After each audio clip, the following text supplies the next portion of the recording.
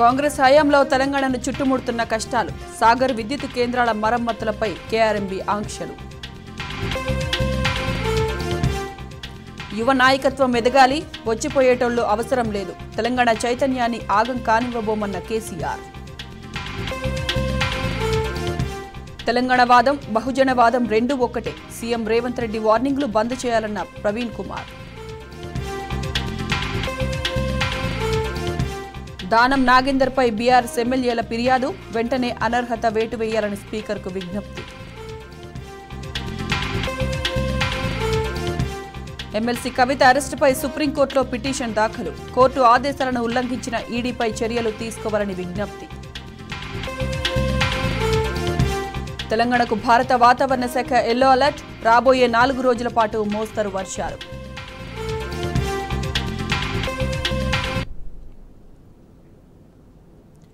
విశ్రాంత ఐపీఎస్ అధికారి బీఎస్పీ నేత ఆర్ఎస్ ప్రవీణ్ కుమార్ గులాబీ గూటికి చేరారు. బీఆర్ఎస్ అధినేత కేసీఆర్ సమక్షంలో ఆర్ఎస్పీ కార్యక్రమం. ఈ సందర్భంగా ఆర్ఎస్ ప్రవీణ్ కుమార్ కు కేసీఆర్ గులాబీ కండువా కప్పి పార్టీలోకి సాదరంగా ఆహ్వానించారు. ఆర్ఎస్పీతో పాటు బీఎస్పీ రాష్ట్ర నాయకులు, జిల్లా నాయకులు, మద్దతుదారులు, అభిమానులు భారీ సంఖ్యలో బీఆర్ఎస్ లో చేరారు.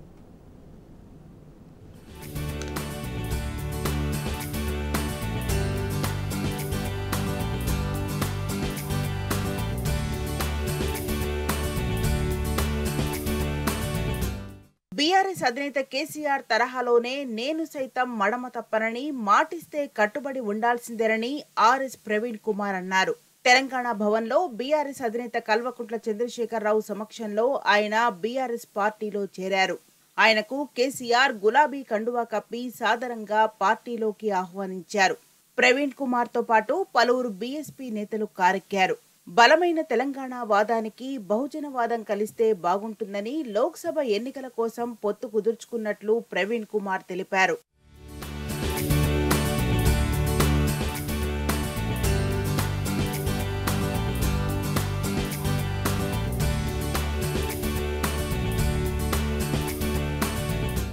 పద్నాలుగేళ్లు రాష్ట్ర సాధన కోసం, 10 ఏళ్లు ప్రగతి సాధన కోసం తన ఉద్యమం సాగిందన్నారు బీఆర్ఎస్ అధినేత కేసీఆర్. ఒకసారి కమిట్ అయినాక వెనక్కు రావద్దన్నారు.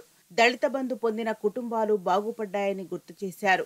దళిత శక్తితో బహుజన శక్తి కలిసిపోవాలనే సిద్ధాంతం కోసం కాన్షీరాం పోరాటం చేసిందని కేసీఆర్ గుర్తు చేశారు. 20% ఉన్న దళితులు ఐక్యంగా నిలబడితే సాధించలేనిదేమీ లేదన్నారు కేసీఆర్. దేశానికే ఆదర్శంగా మన సచివాలయానికి డాక్టర్ బిఆర్ అంబేద్కర్ పేరు పెట్టినట్లు తెలిపారు. సాగునీటి ప్రాజెక్టుల నిర్మాణం ద్వారా రాష్ట్రంలో 3 కోట్ల టన్నులకు ధాన్యం ఉత్పత్తి చేరుకుందన్నారు. అగాధంలో ఉన్న తెలంగాణకు బీఆర్ఎస్ పాలనలో ధైర్యం వచ్చిందని పేర్కొన్నారు. కాంగ్రెస్ నమ్మక ద్రోహం ప్రజలకు అర్థమైతుందన్నారు బీఆర్ఎస్ అధినేత కేసీఆర్.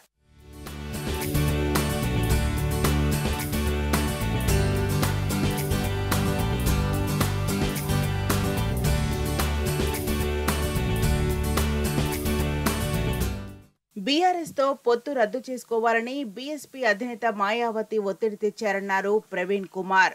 అయితే ఇది తనకు ఇష్టం లేదన్నారు. నీది పాలమూరే, నాది పాలమూరే అనుకుంటూనే రేవంత్ రెడ్డి తనను బెదిరించే ప్రయత్నం చేస్తున్నాడని ఆరోపించారు. మా కార్యకర్తలు ఆర్థికంగా పేదలు కావచ్చు, కానీ సైద్ధాంతికంగా పేదలు కాదన్నారు.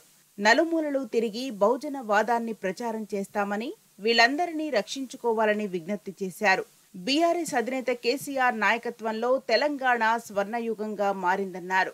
తెలంగాణ పునర్నిర్మాణంలో భాగస్వామ్యం అయ్యేందుకే బీఆర్ఎస్ లో చేరుతున్నట్లు ప్రకటించారు. మిత్రులారా, తెలంగాణ వాదం, బహుజన వాదం రెండు ఒకటే. సో ప్రాణహిత నది, గోదావరి నది ఏ విధంగా అయితే కలుస్తాయో, మరి కృష్ణా నది, తుంగభద్ర నది ఏ విధంగా అయితే కలుస్తాయో, మరి తెలంగాణ కూడా ఆనాడు తరతరాల అణచివేత వల్ల చితికిపోయింది. మరి ఆ తెలంగాణకు విముక్తి కల్పించింది మరి ఆనాడు ఉద్యమకారులు, మరి కేసీఆర్ గారి నాయకత్వంలో.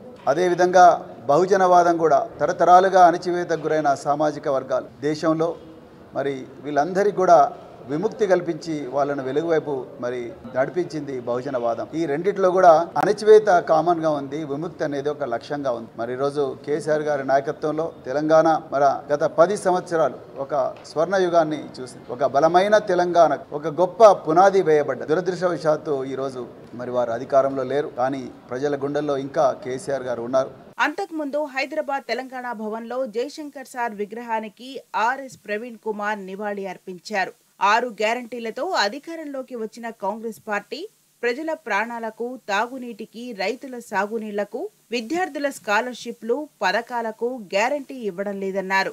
కేవలం ప్రచార ఆర్భాటం తప్ప మరొకటి లేదని బీఆర్ఎస్ నేత ఆర్ఎస్ ప్రవీణ్ కుమార్ మండిపడ్డారు.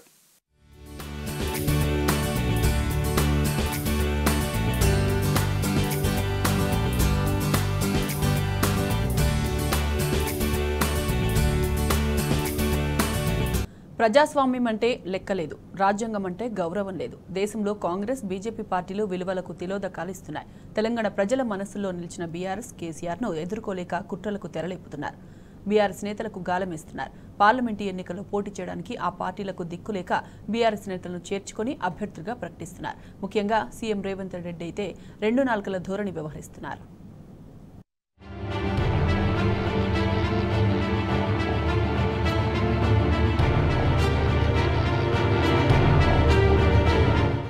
పేరుకే కాంగ్రెస్, బీజేపీలు జాతీయ పార్టీలు, కానీ చేసేవి మాత్రం చిల్లర రాజకీయాలంటూ ప్రతిపక్ష పార్టీలు ఆరోపిస్తున్నాయి. ప్రస్తుత పార్లమెంటు ఎన్నికల్లో గెలిచేందుకు కుట్రలకు తెరలేపాయి. రాష్ట్రంలో తాజాగా కాంగ్రెస్ పార్టీ మాయమాటలతో అధికారంలోకి వచ్చింది. అయితే ఇక్కడ హస్తం పార్టీకి పార్లమెంటు స్థానాల్లో పోటీ చేసే నేతలే కరువయ్యారు. దాదాపు సగం సీట్లలో పోటీకి నేతల కోసం వెతుక్కునే పనిలో పడింది కాంగ్రెస్ పార్టీ. ఇటు కేంద్రంలోని బీజేపీకి కూడా ఇదే పరిస్థితి నెలకొంది. మాది అతిపెద్ద పార్టీ అని జబ్బులు చర్చుకుంటున్న నేతలకు సైతం రాష్ట్రంలో పోటీ చేసే బలమైన లీడర్లే లేకుండా పోయారు. అందుకే ఆ 2 పార్టీలు బీఆర్ఎస్ పై కన్నేశాయి. 10 ఏళ్లు రాష్ట్రంలో అధికారంలో ఉండడంతో పాటు ప్రజల మనసు గెలుచుకున్న బీఆర్ఎస్ నేతలపై 2 పార్టీలు వలవేస్తున్నాయి. బలమైన నేతలను తమ పార్టీలో చేర్చుకుంటున్నాయి. ముఖ్యంగా సిట్టింగ్ స్థానాల్లో ఉన్న ఎంపీలను నయానో భయానో తమ పార్టీలోకి తీసుకెళ్తున్నాయి. అందులో భాగంగానే ఇప్పటికే పెద్దపల్లి ఎంపీ వెంకటేష్ నేతతో పాటు Nagar Kurnool MP Ramulu, Zaheerabad MP BB Patil party మారారు. వీరితో పాటు బీఆర్ఎస్ లో కీలకంగా ఉన్న నేతల్ని సైతం బీజేపీ, కాంగ్రెస్ పార్టీలు ఆకర్షిస్తున్నాయి. వారిని చేర్చుకొని సీట్లు ఇస్తున్నాయి. నల్లగొండ పార్లమెంటు సీటు కోసం మాజీ ఎమ్మెల్యే సైదిరెడ్డిని చేర్చుకోగా, మహబూబాబాద్ సీటు కోసం సీతారాం నాయక్, ఆదిలాబాద్ సీటు కోసం గోడెం నగేష్ ను పార్టీలో చేర్చుకొని వారికి సీట్లు ప్రకటించాయి.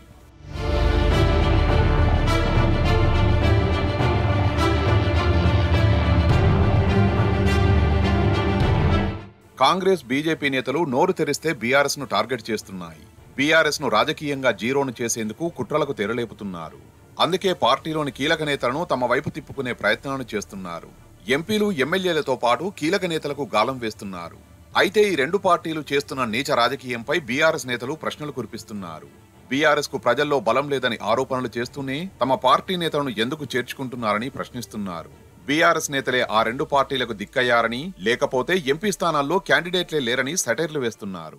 అంటే 2 జాతీయ పార్టీలకు ఈరోజు సొంతంగా గెలవగలిగేటువంటి అవకాశాలుండి లేదా ప్రజామోదం పొందగలిగేటువంటి వ్యక్తులు లేరు అనేటువంటిది మీరే అంగీకరించి ఇలా బీఆర్ఎస్కి వెళ్ళి వచ్చినటువంటి వాళ్ళని తీసుకుందాం, వీళ్ళకి టికెట్లు ఇచ్చి వీళ్ళని ఖాయం చేసుకుందాం అనుకుంటున్నా తప్పిస్తే మరి నిజంగా మీ బీజేపీ విధానాలు ఏమైనట్లు, మీ సైద్ధాంతిక పునాది ఏమైనట్లు, మీ విలువలు ఏమైనట్లు, మీరు పెంచి పోషించిన నాయకత్వం ఏమైనట్లు, అది అంత బలహీనమైందా, అంత శాతగాందా? అందుకోసమే అలా మా నుంచి వచ్చినటువంటి వాళ్ళను ఈ ఆపరేషన్ ఆకాశ్ యొక్క దురాగతం లేకుంటే ఈ దురవస్థ ఎందుకు వచ్చింది మీకు? అంటే నిజంగా మీరు బలవంతులైతే, నిజంగా మీరు గొప్పవాళ్ళు అయితే మీరు ఎవరిని పెట్టినా గెలవాలి కదా. అసెంబ్లీ ఎన్నికల్లో ఓటమి తర్వాత గులాబీ బాస్ కేసీఆర్ వ్యూహాత్మకంగా అడుగులు వేస్తున్నట్లు తెలుస్తోంది. పార్టీని మళ్లీ పవర్లోకి తీసుకురావడంతో పాటు రెట్టింపు ఉత్సాహంగా పార్లమెంటు ఎన్నికల్లో పోటీ చేసేందుకు అస్త్రాలు సిద్ధం చేస్తున్నారు. ఇతర పార్టీలోకి వెళ్తున్న నేతల్ని పట్టించుకోవాల్సిన అవసరం లేదంటూనే కొత్త రకం నేతల్ని తెరపైకి తీసుకొస్తున్నారు కేసీఆర్. కాంగ్రెస్, బీజేపీని ఓడించడమే లక్ష్యంగా అనేక సమీకరణాలు లెక్కలోకి తీసుకుని క్యాండిడేట్స్ ను అనౌన్స్ చేస్తున్నారు. ప్రజల్లో మంచి క్లీన్ ఇమేజ్ తో పాటు పార్టీ కార్యకర్తలకు నిత్యం అందుబాటులో ఉండే నేతలకు ప్రయారిటీ ఇస్తూ వారినే ఎంపీ అభ్యర్థులుగా ప్రకటిస్తున్నారు.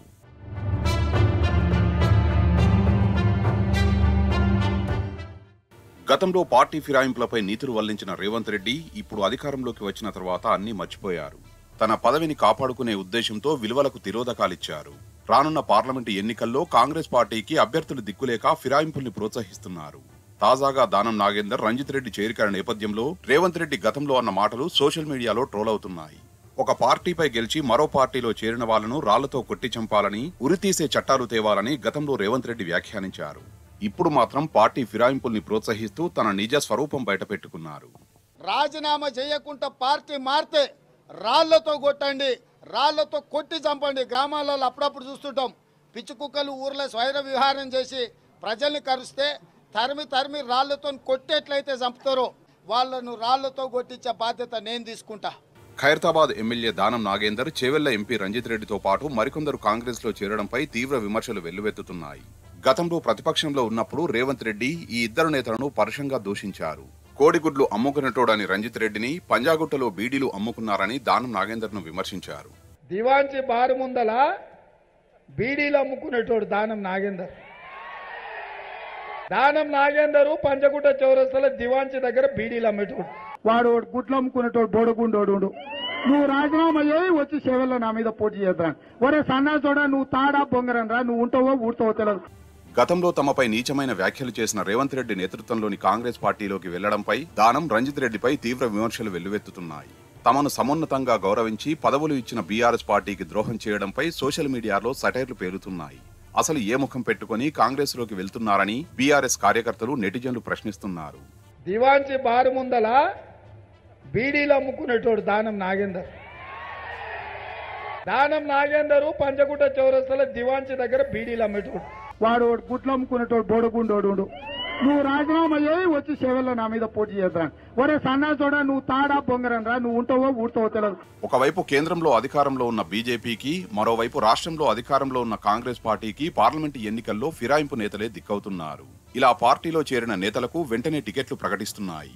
రెండు జాతీయ పార్టీలు బీఆర్ఎస్ పార్టీని టార్గెట్ చేశాయి. బీఆర్ఎస్ పార్టీ నుంచి ఫిరాయింపులను ప్రోత్సహిస్తున్నాయి. రానున్న పార్లమెంటు ఎన్నికల వల్ల బీఆర్ఎస్ పార్టీని ఓడించేందుకు రెండు జాతీయ పార్టీలు విలువలకు పాతరేస్తున్నాయి.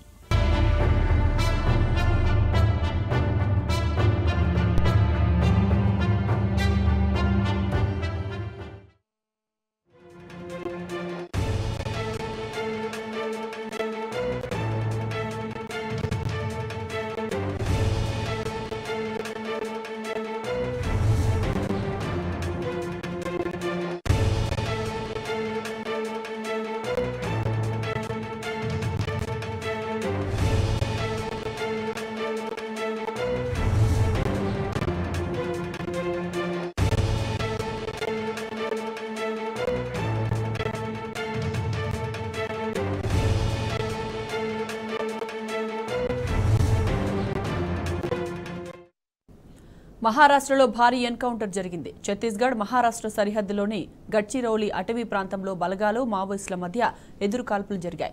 భద్రతా బలగాల కాల్పుల్లో 4 మావోయిస్టులు మృతి చెందారు. తెలంగాణ స్టేట్ కమిటీకి చెందిన వారిగా తెలుస్తోంది. ఇరు వర్గాల మధ్య కాల్పులు కొనసాగుతున్నాయి. ఘటనా స్థలం నుంచి భారీ డంపు స్వాధీనం చేసుకున్నారు. డంపులో భారీగా ఆయుధాలు, పేలుడు పదార్థాలున్నాయి.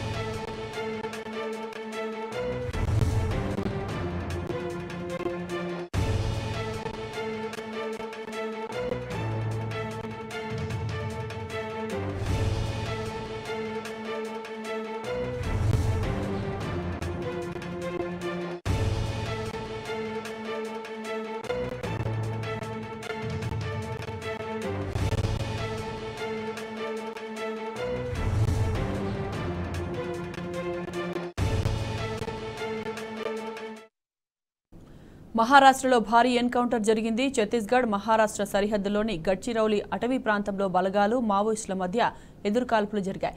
భద్రతా బలగాల కాల్పుల్లో 4 మావోయిస్టులు మృతి చెందారు. తెలంగాణ స్టేట్ కమిటీకి చెందిన వారిగా తెలుస్తోంది. ఇరు వర్గాల మధ్య కాల్పులు కొనసాగుతున్నాయి. ఘటనా స్థలం నుంచి భారీ డంపు స్వాధీనం చేసుకున్నారు. డంపులో భారీగా ఆయుధాలు, పేలుడు పదార్థాలున్నాయి.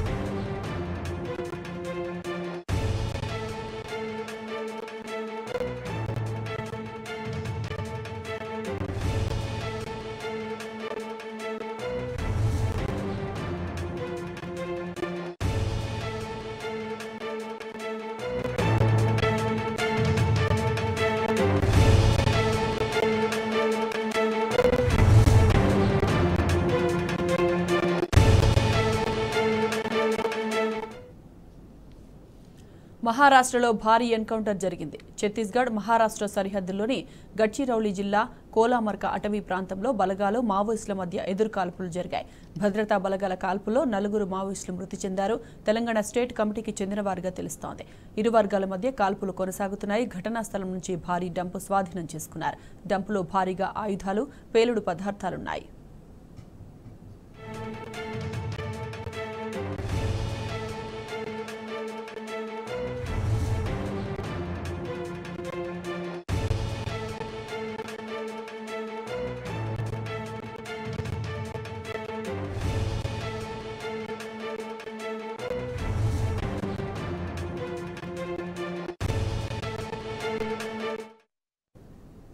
తెలంగాణ ఏర్పడ్డాక కృష్ణా నీళ్లపై మనం సాధించుకున్న హక్కులు కాంగ్రెస్ ప్రభుత్వం ఏర్పడ్డాక కోల్పోతున్నాం.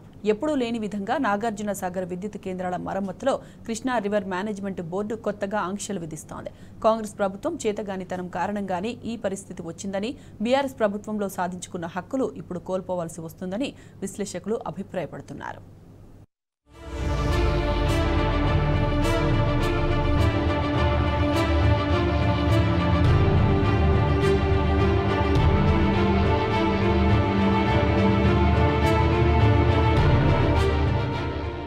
నాగార్జున సాగర్ ప్రాజెక్టుపై కేఆర్ఎంబీ కొత్తగా ఆంక్షలు విధించింది. కుడి ఎడమగట్టు ప్రధాన విద్యుత్ కేంద్రాల మరమ్మతులు వారంలో ఒకరోజు మాత్రమే చేసుకోవాలని చెప్పింది. మొత్తంగా 3 నెలల్లో సంబంధిత పనులు పూర్తి చేసుకోవాలని ఆదేశించింది. అందుకనుగుణంగా డ్యాంపై తెలంగాణ, ఏపీ జెన్కో అధికారుల రాకపోకలు కొనసాగించేందుకు షరతులతో అనుమతులు మంజూరు చేసింది. ఈ మేరకు 2 రాష్ట్రాలకు లేఖలు రాసింది కేఆర్ఎంబీ.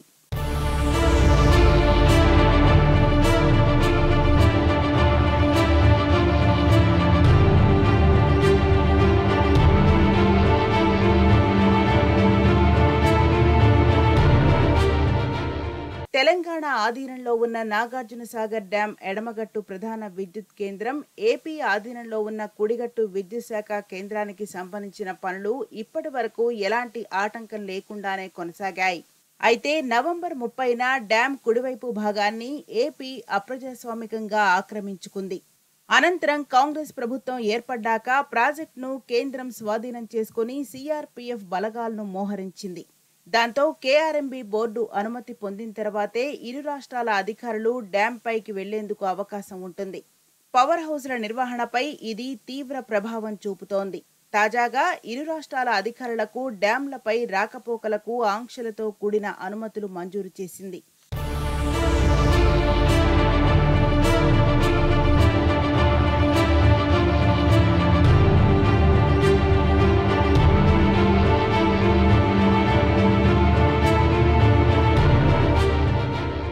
పెన్ స్టాక్, ఇంటెక్ గేట్లు, వాటి సంబంధిత నిర్వహణ పనులకు వారానికి ఒకరోజు అంటే ప్రతి బుధవారం మాత్రమే అనుమతి ఉంటుందని కొత్తగా ఆంక్షలు విధించింది కేఆర్ఎంబీ.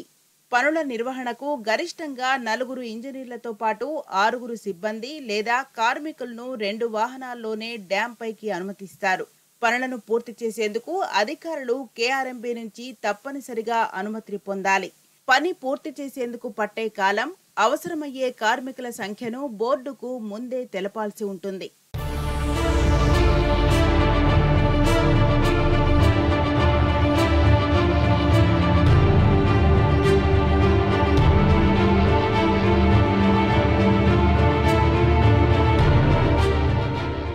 పనులకు అనుమతించిన వ్యక్తుల గుర్తింపు, ప్రామాణికతను పాటించాల్సిన బాధ్యత సంబంధిత పవర్ స్టేషన్లదే అని పేర్కొంది కృష్ణా రివర్ మేనేజ్మెంట్ బోర్డు.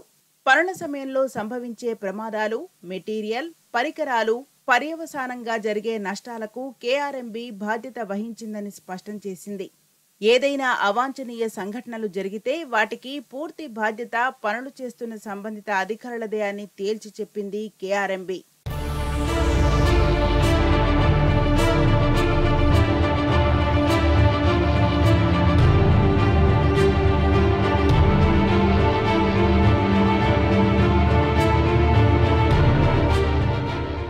ఏదేమైనా నాగార్జునసాగర్ డ్యాంపై రాష్ట్రాల హక్కులు ఇప్పుడు ఢిల్లీ పెద్దల చేతుల్లోకి వెళ్లిపోయాయి. ఈ ఆంక్షలు మున్ముందు మరింత పెరిగే ప్రమాదముందని అనుమానాలు వ్యక్తమవుతున్నాయి. కాంగ్రెస్ ప్రభుత్వం మెతక వైఖరి ఇలానే ఉంటే కృష్ణా నీళ్లపై తెలంగాణ హక్కులు భవిష్యత్తులో మరింతగా కోల్పోవలసి వస్తుందని నిపుణులు హెచ్చరిస్తున్నారు.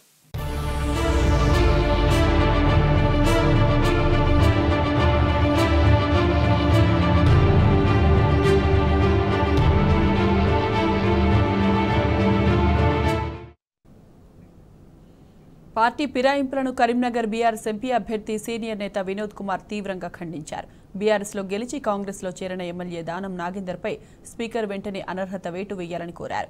పార్టీ ఫిరాయింపుల చట్టంలోని లొసుగులను అడ్డం పెట్టుకుని పార్టీలు మారడం సబబు కాదన్నారు. ప్రభుత్వాన్ని కూల్చమని చెబుతున్నా కాంగ్రెస్ నేతలు ఏదో ఊహించుకుంటున్నారని అన్నారు. పార్టీ ఫిరాయిస్తే రాళ్లతో కొట్టాలన్న సీఎం రేవంత్ రెడ్డి ఇలా ప్రోత్సహించడం సరికాదన్నారు. ఎన్నికల్లో గెలుపు ఓటమి సహజమన్న వినోద్ కుమార్ ప్రతిపక్ష పాత్ర కూడా ఓ వరమని చెప్పారు. ఎన్నికల్లో గెలుపు ఓటములు ఉంటాయి. అయితే మొన్నటి ఎన్నికల్లో కాంగ్రెస్ పార్టీ దాదాపు 2% కూడా కాదు ఓట్ల ఆధిక్యతతో తెలంగాణ రాష్ట్రంలో ఒక కొత్త ప్రభుత్వాన్ని రేవంత్ రెడ్డి గారి నాయకత్వాన వారు ముఖ్యమంత్రిగా ప్రమాణ స్వీకారం చేసుకున్న విషయం మనకు తెలుసు. అయితే 39 మంది శాసనసభ్యుల్ని తెలంగాణ ప్రజలు గెలిపించారు గులాబీ జెండా ఎమ్మెల్యేలుగా. 39 మంది ఎమ్మెల్యేలు గెలిచినటువంటి శాసనసభ్యులు మళ్ళీ తెలంగాణ ప్రజల సమస్యల పరిష్కారం కోసం మనం కష్టపడాలి, పనిచేయాలి అనే తపనతో ఉన్న సందర్భంలో దురదృష్టవశాత్తు నిన్న దానం నాగేందర్ గారు కాంగ్రెస్ పార్టీ కండవా కప్పుకోవడం జరిగింది. మరి ఈరోజు మా మిత్రుల పార్టీ నాయకులు స్పీకర్ గారి దగ్గరికి వెళ్ళి అతన్ని డిస్క్వాలిఫై చేయాలని చెప్పి పిటిషన్ ఇవ్వడం జరిగింది. 1985లో కాంగ్రెస్ పార్టీ అధ్యక్షులు, ఆనాటి కాంగ్రెస్ పార్టీ అధ్యక్షులే దేశ ప్రధాని రాజీవ్ గాంధీ గారు 1985లో 52వ రాజ్యాంగ సవరణ ద్వారా 10వ షెడ్యూల్లో ఈ చట్టాన్ని తీసుకురావడం జరిగింది. చాలామంది ఊహించేది ఏంటంటే ఇంకా పార్టీలు మారరు, ఒక పార్టీ నుండి ఒక పార్టీకి పోరు అని చెప్పి ఆలోచించారు. దేశ ప్రజలు హర్షించారు. కానీ దురదృష్టవశాత్తు దాంట్లో ఉన్నటువంటి కొంత లొసుగులు తీసుకొని మళ్ళీ పార్టీలు మారడం మొదలుపెట్టారు. లేటెస్ట్గా మహారాష్ట్రలో ఏక్నాథ్ షిండేని బీజేపీ పార్టీ మరి డిఫెక్షన్కు ప్రోత్సహించింది. సుప్రీంకోర్టు తీర్పిచ్చింది, త్వరగతిగా ఈ స్పీకర్లు పెండింగ్ పెట్టుకోవద్దు, ఈ 10వ షెడ్యూల్ చట్టంలో రాజ్యాంగంలో ఏముంది? యాజ్ ఎర్లీ యాజ్ పాసిబుల్ ఉన్నది. యాజ్ ఎర్లీ యాజ్ పాసిబుల్ అంటే త్వరగతిగా తొందరగా చేసేయాలి, కంపల్సరీ చేయాలని చెప్పి దాని ఒక ఆలోచన అని చెప్పింది. దురదృష్టవశాత్తు స్పీకర్లు ఏం చేస్తున్నారు? పెండింగ్ పెట్టుకుంటున్నారు. మరి గౌరవ తెలంగాణ రాష్ట్ర శాసనసభ స్పీకర్ ప్రసాద్ గారు యాజ్ ఎర్లీ యాజ్ పాసిబుల్ అంటే మీరు 24 గంటల్లో డిస్పోజ్ చేయొచ్చు. నా రిక్వెస్ట్ ఏంటంటే మీరు ఒక శాసనసభ స్పీకర్గా ఉన్నారు కాబట్టి మీరు వెంటనే డిస్పోజ్ చేయాలి. ఇంకా సుప్రీంకోర్టు తీర్పు ఏం చెప్పింది? మీరు వారం రోజులు చేసినా, నెల రోజులు పెండింగ్ పెట్టుకున్నా ఈ రోజు నుండే డిస్క్వాలిఫై అయినట్టే అని చెప్పేసింది. ఇలా దానం నాగేందర్ గారు నిన్న కండవా కప్పుకున్నారు కాబట్టి నిన్నటి నుండే ఆయన డిస్క్వాలిఫై చట్ట ప్రకారంగా. ఏం ముంచుకొచ్చిందండి వీళ్ళకి? పోయి ఏం చేస్తారు? ఆడ ప్రభుత్వం ఉన్నది, ఆ ప్రభుత్వాన్ని కూల్చము, మాకు అవసరమే లేదని చెప్పి స్పష్టంగా మేము చెప్పినాం. వాళ్ళే ఊహించుకుంటారు, మీరే మాట్లాడుకుంటారు. ఇదే రేవంత్ రెడ్డి గారు ముఖ్యమంత్రి గారు ఈ మధ్యనే ఎక్కడ మాట్లాడిండు, అసలు రాజ్యాంగంలో ఇది పెట్టాలి, ఉరిదీయాలి, అసలు ఒక పార్టీలో గెలిచినోడు ఇంకో పార్టీలో పోవద్దు అని ఒక బ్రహ్మాండమైన స్పీచ్ ఇచ్చిండు రేవంత్ రెడ్డి గారు. మరి నేను ఆయనే కండవా కప్పాడు. వారు అనుకున్నారు వాళ్ళ పార్టీలు మారుతారు కాబట్టి ఆయన స్పీచ్ ఇచ్చిండు. వేరే పార్టీల నుంచి వెళ్ళి ఇప్పుడు లాక్కుంటారు.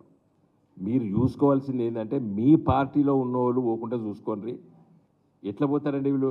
టీఆర్ఎస్ గెలిచిన వాళ్ళు ఇలా ప్రజలు ఎంత బాధపడుతున్నారు. ఇలా బీజేపీ టికెట్ ఇచ్చిన దాదాపు 8-9 మంది ఈ గులాబీ జెండా ఎంపీలు నాతో పనిచేసే వాళ్ళు పార్లమెంట్లో. నా రిక్వెస్ట్ ఏంటంటే నేను దయచేసి డిఫెక్షన్స్ను ప్రోత్సహించకండి. మన ప్రజల వైపున ఉండాలి కదా. ప్రజలు గెలిపించారు కదా, గెలవచ్చు ఓడిపోవచ్చు, ఏముంది దాంట్లో? ప్రజాస్వామ్య వ్యవస్థలో అధికార పక్షం ఎంత గొప్పదో ప్రతిపక్ష పాత్ర కూడా అంత గొప్పది. అప్పుడప్పుడు రాజకీయాల్లో కొన్ని రాజకీయ పార్టీలు ప్రతిపక్ష పాత్ర హోదీ ఉంటేనే సమస్యలు అర్థమవుతాయి, ప్రజలు ఇంటరాక్ట్ అవుతారు. ఎక్కువ శాతంలో అధికార పక్షం కంటే ప్రతిపక్షంలో ఎక్కువ అవకాశాలు ఉంటాయి. నా దృష్టిలో ప్రతిపక్ష హోదా కూడా ఒక వరం. మా పార్టీ ఎమ్మెల్యేలు నా దృష్టిలో ఉద్యమకారులు, కష్టపడి పనిచేసి వచ్చారు. ప్రజల సమస్యల కోసం మనం సేవ చేస్తామని చెప్పి ఎన్నికల్లో రాజకీయాలకు వచ్చినాం. కాబట్టి మరి అయ్యో మా ఎమ్మెల్యే గిట్లైండు గట్లైండు అని అనుకోవద్దు ప్రజలు. ఎందుకంటే మనం వచ్చిందే ప్రజల సమస్యల పరిష్కారం కాదు, ఒకటే ఎజెండా మనకున్నది. కాంగ్రెస్లో చేరిన ఎమ్మెల్యే దానం నాగేందర్పై అనర్హత వేటు వేయాలని బీఆర్ఎస్ ఎమ్మెల్యేలు స్పీకర్ ప్రసాద్ కుమార్ను కోరారు. బీఆర్ఎస్ బీఫాంపై గెలిచిన ఎమ్మెల్యే నాగేందర్పై చర్యలు తీసుకోవాలని విజ్ఞప్తి చేశారు. ఈ మేరకు స్పీకర్ సానుకూలంగా స్పందించారని ఎమ్మెల్యే పాడి కౌశిక్ రెడ్డి తెలిపారు. సుప్రీంకోర్టు జడ్జిమెంట్ ప్రకారం దానంపై 3 నెలల్లో చర్యలు తీసుకోవడం ఖాయమన్నారు. పార్టీ ఫిరాయింపులకు పాల్పడే వారిని రాళ్లతో కొట్టాలని గతంలో రేవంత్ రెడ్డి చెప్పారన్న కౌశిక్ రెడ్డి ఇప్పుడు దానంను ఏం చేయాలని ప్రశ్నించారు. తెలంగాణ తొలి ముఖ్యమంత్రి మా బీఆర్ఎస్ పార్టీ అధ్యక్షులు గౌరవనీయులు పెద్దలు కేసీఆర్ గారి ఆదేశాల మేరకు ఇవాళ స్పీకర్కి దానం నాగేందర్ గారిని డిస్క్వాలిఫై చేయాలని ఇవాళ పిటిషన్ ఇవ్వడం జరిగింది. ఇవాళ మా బీఆర్ఎస్ పార్టీలో గెలిచి ఇలా కాంగ్రెస్ పార్టీ కనువగప్పుకొని చేరినందుకు ఖచ్చితంగా ఇవాళ దానం నాగేందర్ గారిని డిస్క్వాలిఫై చేయాలని ఇవాళ మేము బీఆర్ఎస్ పార్టీ పక్షాన మేము 4 శాసనసభ్యులము ఇవాళ పోయి ఇవాళ లక్ష్మారెడ్డి గారు, ముఠగోపాల్ గారు, కాలేరు వెంకటేశ్వర్ గారు మేమందరం పోయి ఇవాళ పిటిషన్ ఇవ్వడం జరిగింది. స్పీకర్ గారు కూడా ఖచ్చితంగా చూసి మేము యాక్షన్ తీసుకుంటామని చెప్పడం జరిగిందని చెప్పి కూడా ఈ సందర్భంగా మీకు తెలియజేస్తా ఉన్నాను. రేవంత్ రెడ్డి గారు ప్రతిపక్ష నాయకుడు ఉన్నప్పుడు, పీసీసీ ప్రెసిడెంట్గా ఉన్నప్పుడు ఏమని చెప్పింది నేనంటే ఆయన అన్న మాటలు మీకు చెప్తా ఉన్నాను. ఒక పార్టీలో గెలిచి ఒక పార్టీలో చేరినోని రాళ్లతోని కొట్టి చంపాలన్నాడు. మరి ఇవాళ ఈ మాట నేనంటలేను, ఇది రేవంత్ రెడ్డి గారు అన్నదే మీకు గుర్తు చేస్తూ ఉన్నాను. మరి ఇవాళ రాళ్లతో కొట్టి చంపుతారా? మరి ఇవాళ ఏం చెప్తారు? యావత్ తెలంగాణ ప్రజలకి జవాబు ఏం చెప్తారని చెప్పి నేను అడుగుతా ఉన్నాను. దానం నాగేందర్ గారిని మీరు ఏమన్నారు? పంజగుట్ట బార్కాడ బీడీలు అమ్ముకునేటోని అని అన్నారు. మరి ఆ బీడీలు అమ్ముకునేటోని ఎందుకు కొనుక్కున్నావు అని చెప్పి నేను అడుగుతా ఉన్నాను. మేము ఖచ్చితంగా చెప్తా ఉన్నాం, బీఆర్ఎస్ పార్టీ బీఫామ్ మీద గెలిచి వదిలిపెట్టి పోయిన నాగేందర్ గారిని 101% ఇలా ఎమ్మెల్యేగా డిస్క్వాలిఫై కాబోతా ఉన్నారు. చాలామంది అనుకుంటుండొచ్చు, అరే ఇది ఇప్పుడు కాదు, టైం పడుతుంది కదా, ఇది చేయవచ్చు కదా అని. అట్లా లేదు. సుప్రీంకోర్టు జడ్జిమెంట్ ఇచ్చింది, 3 months లోపలనే డిసిషన్ తీసుకోవాలి స్పీకర్ గారు అని సుప్రీంకోర్టు కూడా జడ్జిమెంట్ ఇచ్చిన దాఖలు ఉన్నాయి. ఖచ్చితంగా 3 months లోపలనే దానం నాగేందర్ గారు డిస్క్వాలిఫై కాబోతా ఉన్నారని చెప్పి ఈ సందర్భంగా తెలియజేస్తా ఉన్నాను. రేవంత్ రెడ్డి గారిని చూస్తున్నా మాట్లాడుతూ ఉన్నాడు, మొన్న మేము గేటులు తెరిచినాం మొత్తం వస్తున్నారని. బిడ్డ నువ్వు గేటులు తెరిచినావు, మేము ఇంకా గేటులు తెరవలే. ఇక మేము గేటులు తెరిచిన రోజు మీరు మొత్తం భూస్థాపితం అవుతారు, తస్మాత్ జాగ్రత్త. నోరున్నదని ఇష్టం ఉన్నట్టు మాట్లాడడం కూడా మంచి పద్ధతి కాదని చెప్పి సందర్భంగా తెలియజేస్తూ సెలవు తీసుకుంటా ఉన్నాను. జై తెలంగాణ, జై కేసీఆర్. పార్టీ మారిన ఎంపీ రంజిత్ రెడ్డిపై బీఆర్ఎస్ నేత కార్తిక్ రెడ్డి ఫైర్ అయ్యారు. ఎంపీ రంజిత్ రెడ్డి మా ప్రాంతం వారు కాకున్నా ఎంపీగా గెలిపించి గౌరవించామన్నారు. రంజిత్ రెడ్డికి బీఆర్ఎస్ ఒక స్థాయిని కల్పించిందన్నారు.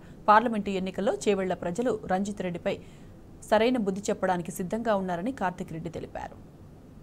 పార్లమెంట్ స్థానానికి బీఆర్ఎస్ పార్టీ నుంచి ఎన్నికై 5 సంవత్సరాలు మా ప్రాంతం నుంచి బీఆర్ఎస్ పార్టీని చేవెళ్ల ప్రజలను ప్రాధాన్యత వహిస్తున్నటువంటి గౌరవనీయులు ఎంపీ వర్యులు రంజిత్ రెడ్డి గారి గురించి. రంజిత్ రెడ్డి గారి గురించి నేను నిజంగా మీకు చెప్పాలంటే 5 ఏళ్ల కిందట మా ప్రాంతానికే కాదు రాష్ట్రంలో కూడా ఆయన ఎవరో తెలియని వ్యక్తి, మా ప్రాంతానికి సంబంధం లేని వ్యక్తి. ఆయన కరీంనగర్ అయినా కూడా ఆ రోజు కేసీఆర్ గారు పార్టీకి ఎప్పటి నుంచో ఉన్నాడు, సపోర్ట్గా నిలబడ్డాడని ఏ ప్రాంతం వారైనా పర్వాలేదు, చేవేళ్ళ పార్టీ గట్టిగా ఉన్నది రంజిత్, నువ్వు పోయి పోటీ చేసి అక్కడ గెలిచి రావాలా, నీలాంటి వాడు నాకు పక్కలు కావాలని కేసీఆర్ గారు అవకాశం ఇవ్వడం, కేసీఆర్ గారిని పార్టీని ఆ రోజు ఆయన చెప్పినారని ఆ రోజున్న పార్టీలో ఉన్న మేమందరం కూడా ఆయనను భుజాల మీద మోసి ఎంపీగా గెలిపించడం జరిగింది. మా ప్రాంతం వాడు కాకపోయినా కూడా మా ప్రాంతం గౌరవించింది, మా పార్టీ గౌరవించింది, మా నాయకత్వం గౌరవించింది. మీరు అనుకోవచ్చు, అరే పార్టీలో చాలామంది వచ్చిండ్రు కదా, చాలామంది అవకాశం ఇచ్చిన దాంట్లో ఈయన ఒకడు అనుకోవచ్చు. ఇంకో విషయం చెప్పాలి, కేసీఆర్ గారు ఎట్లా రంజిత్ రెడ్డి గారిని ఒక నాయకుడిగా తీర్చిదిద్దిండో, ఎట్లయితే రంజిత్ రెడ్డి గారిని ఈ 5 సంవత్సరాలే కాదు, ఆయన నోరారా చాలాసార్లు విన్నాం, కేసీఆర్ గారు నా యొక్క కెరియర్ గ్రోత్లో చాలా ఆయన ఒక పాత్ర ఉన్నదని రంజిత్ రెడ్డి గారు చాలాసార్లు చెప్పడం మనం విన్నాం కూడా. ఈయన సమాజంలో ఒక స్థాయి కల్పించే ఒక స్థానానికి తీసుకొచ్చింది ఎవరు? కేసీఆర్ గారు. రంజిత్ రెడ్డి గారు, నేను సీదా మీకు ప్రశ్నలు అడుగుతున్నాను, సీదా మిమ్మల్ని ఉద్దేశించి ఒక జవాబు కోరుతున్నాను. ఈరోజు మీకు ఎవరైతే రాజకీయంగా గుర్తింపు కలిగించినారో, ఎవరైతే మీకు సమాజంలో మీకు అంతో ఇంతో ఒక గుర్తింపు కలిగించినారో, ఆ వ్యక్తి కష్టాల్లో ఉన్నప్పుడు మీరు ఎలా వదిలిపోతారు, ఎలా మీకు మనసు వచ్చిందని అడుగుతున్నాను. కేసీఆర్ గారు ఎన్నికలు ఓడిపోవడం ఒక బాధ అయితే, ఆరోగ్య పరిస్థితి ఇంకో బాధ అయితే, ఎవరు కన్నబిడ్డ అయినా కష్టాల్లో ఉన్నప్పుడు ఎంత రాజకీయాలు ఉన్నా లేకపోయినా మన బిడ్డ ఇంట్లో దెబ్బ తాకితేనే మనం ఒక వారం 10 రోజులు ఆలోచిస్తామే. అట్లాంటి కేసీఆర్ గారి బిడ్డని ఈరోజు జైల్లో పెట్టడం జరిగింది, అరెస్ట్ చేయడం జరిగింది. ఇట్లాంటి పరిస్థితిలో నాయకుడు ఇబ్బందులో ఉండడమే కాదు, బాధలో ఉన్నప్పుడు ఎలా మీరు వదిలిపోతున్నారు రంజిత్ రెడ్డి గారు అని చెప్పి మీకు ప్రశ్నిస్తున్నాను. ఖమ్మం కాంగ్రెస్ రాజకీయాలు రసకందాయంలో పడ్డాయి. కార్పొరేషన్ పదవులు పెట్టిన చిచ్చు రోజురోజుకు ముదురుతోంది. ఖమ్మం పట్టణ కాంగ్రెస్ అధ్యక్షుడు జావేద్కు ఎంపీ సీటు కేటాయించారనే డిమాండ్ పెరుగుతోంది. పార్టీని నమ్ముకొని పనిచేసిన వారిని అధిష్టానం గుర్తించడం లేదని కార్యకర్తలు భగ్గుమంటున్నారు. కొత్తగా పార్టీలో చేరిన వారికి పదవులు కట్టబెడుతున్నారని మండిపడుతున్నారు. ఈ మేరకు కాంగ్రెస్ శ్రేణులు జిల్లా పార్టీ అధ్యక్షుడు పువ్వాళ్ల దుర్గాప్రసాద్ను కలిసి వినతి పత్రం అందజేశారు. పార్టీని నమ్ముకొని పనిచేసిన వారికే ఎంపీ టికెట్ ఇవ్వాలని కోరారు. కాగా ఖమ్మం కాంగ్రెస్ టికెట్ కోసం ఇప్పటికే 3 మంత్రుల కుటుంబ సభ్యులు పోటీ పడుతున్నారు. కొత్తగా మైనారిటీ నినాదం తెర మీదికి రావడంతో కాంగ్రెస్ సందిగ్ధంలో పడింది.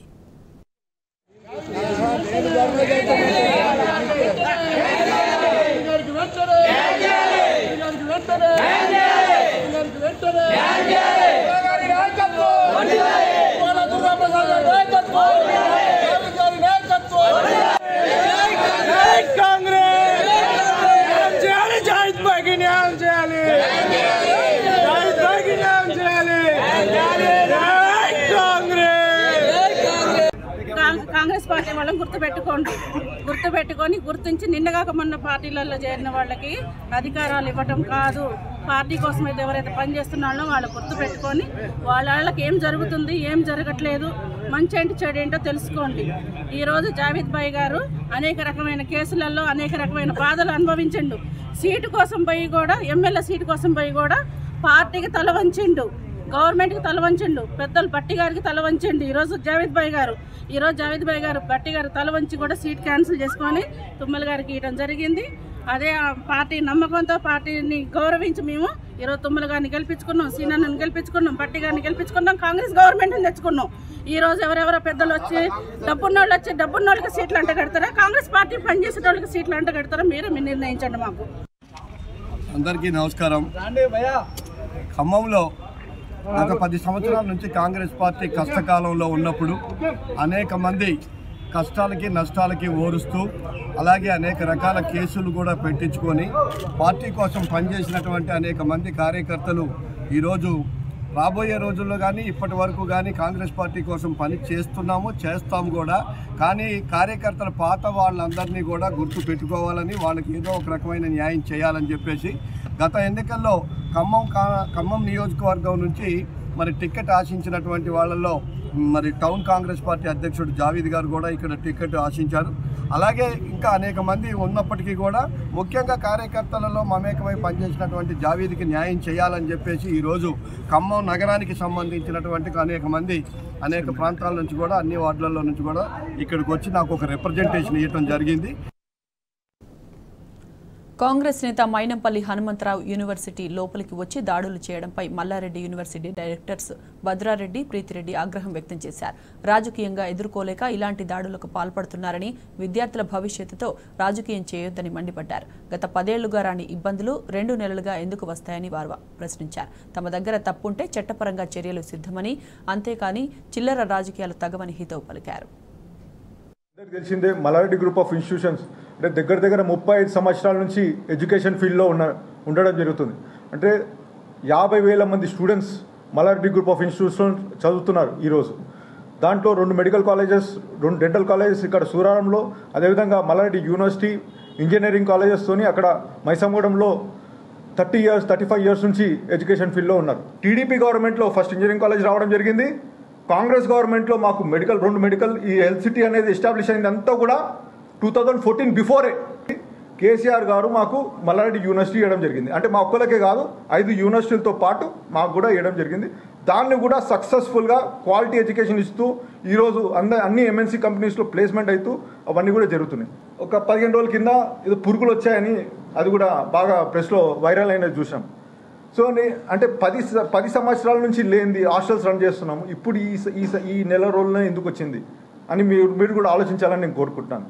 ఇంకోటి ఏంటంటే, ఆ రోజు మేము వండింది ఏదో వంకాయ కర్రీ ఏదో వండారు, ఇదేదో చికెన్ కర్రీలో అదే పురుగు వచ్చిందని ఫోటోలు సర్క్యులేట్ చేయడమే, అంతే, ఇంకా వేరేదేం లేదు.